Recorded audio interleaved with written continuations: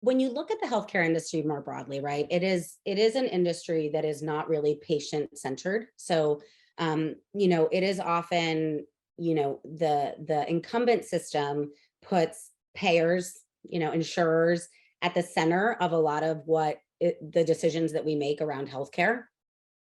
And so I think more broadly, there is a need for healthcare that is patient centric, and really sort of consumerized, right? Like that doesn't mean that as consumers, we get to pick every.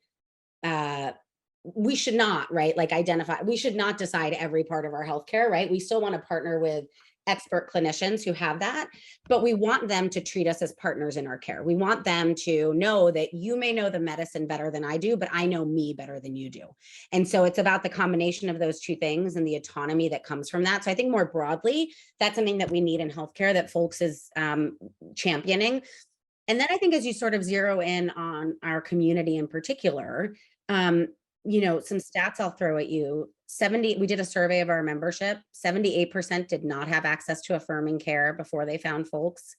71% actively avoided seeking care because of fear of discrimination. That fear is well-founded. More than 50% of us have reported discrimination in a healthcare setting. And we know that for every person who's reporting it, there are many more who aren't. And so you have this incumbent system that is often discriminatory or violent. And even when it's not, lacks expertise, right? So the average clinician graduates with 5 hours of LGBTQIA specific training over the course of their entire education. And the reality is we have medically differentiated needs, right? Like I have 2 little kids, and the way that I built my family looks very different than my straight counterparts. And having physicians, who know how to ask the right questions and focus in on the right things, given, my identity, is really important.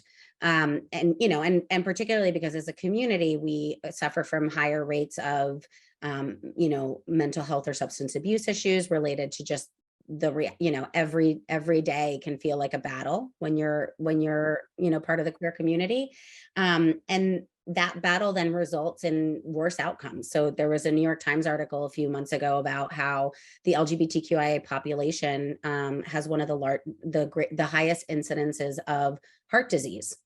And it's because we know that stress is one of the greatest indicators of poor health. And our community wakes up every day to, stories about people trying to take away our rights. And those are macroaggressions, but we experience microaggressions too, right? Like I was just in Utah for an event and, distinctly found myself feeling uncomfortable when someone said, "Oh, what does your husband do?"